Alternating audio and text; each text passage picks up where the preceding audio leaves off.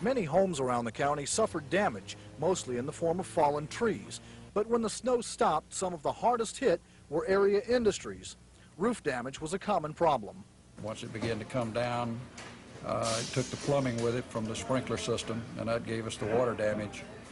And it just gradually, as more and more snow accumulated, more and more began to pull loose until the entire face of the building, where the two buildings joined together, are separated.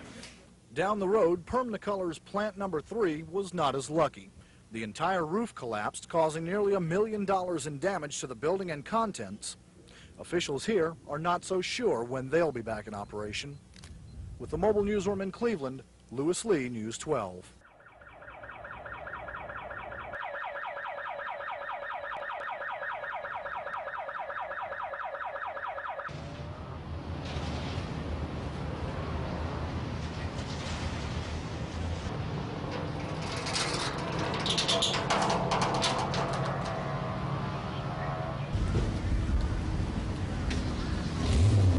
This is a fallen roof of a warehousing facility in Dalton. Appears to have carpet in it.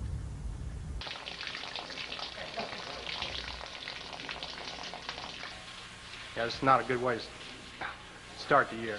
The storm caused a lot of structural damage in Murray County as well. At least 15 carpet mills suffered collapsed roofs and walls due to the weight of the snow, and there were several other buildings also damaged. Sick. It's getting to me now. It's all right, getting to me. So we're thankful to the Lord that, you know, that we're just all here and in good spirits, really. The street that made Dalton the carpet capital of the world is now wall-to-wall destruction. Dwight Patterson spent 5 years building his multi-million-dollar business. One storm tore it all down. This roof could cave in right now.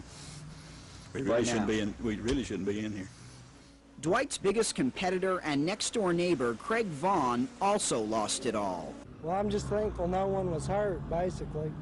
You know, this is just material possessions, and it can be replaced. This is where I was working Friday. But this is a story about the storm's power, both to destroy and to bring together. In this case, Dwight and Craig, who when times were good, fought for customers. Now their luck has changed, and so has their relationship.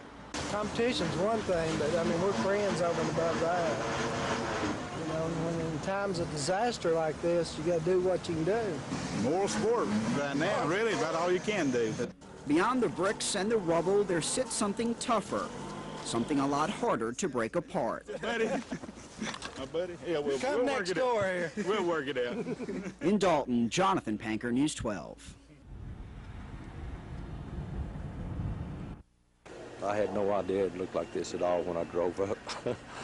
I thought maybe just a little, you know, small part of the roof on probably the center had fallen through or something like that. I had no idea the whole front had caved in. You might not expect to see busy checkout lines at Sam's so soon after the snow toppled the front of the building. Workers built this wall separating the damaged storefront from the rest of the warehouse to ensure customer safety. With a lot of rearranging, Sam's managed to squeeze its merchandise into the part of the warehouse that's still intact, and customers didn't seem to mind the cramped space too much. It's a little awkward, but we can make do. Okay. We made it through the storm, so I thought we'd do through anything else. I mean, we've spent, what, 6 days in the house, you know, I feel like a bird out of a cage. Outside the store, construction crews worked to clear away the rubble. The building should be as good as new within the next month or so.